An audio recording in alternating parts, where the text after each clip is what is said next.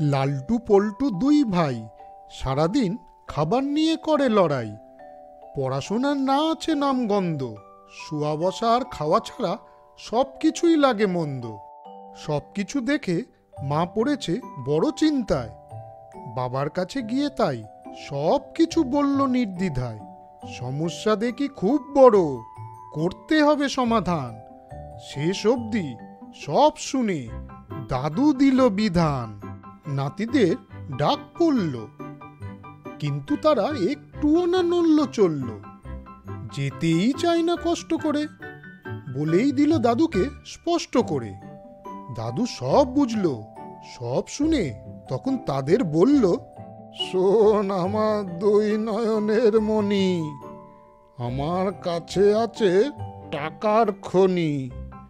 যদি করিস কাজ আমার, না রেখে মনে রাখ, তবেই দেব তোদের সেই টাকার ভাগ। তা দিয়ে করবি ইচ্ছে সাধন, সারাদিন খাবি আর ঘুমাবি, না থাকবে কোনো বাঁধন। সেই শুনে খুব খুশি দুজনে হলো। তা দিয়ে কি করবে তারা, আলোচনা শুরু হলো। দাদু দিল দুটো চারা গাছ, বলল তাদের করতে হবে বড়, তার জন্য করতে হবে সব কাজ।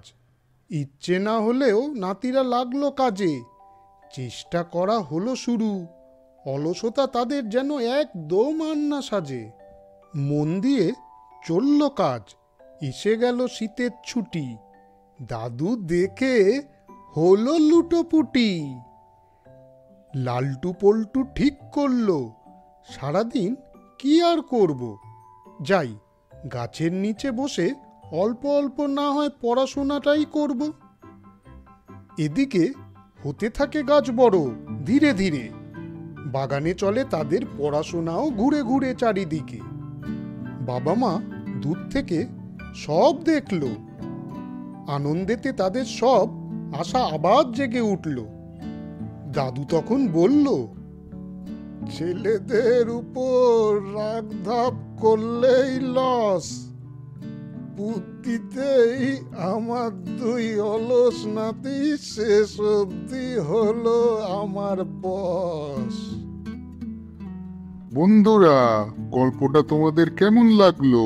যদি ভালো লাগে তাহলে শেয়ার, কমেন্ট, লাইক করো।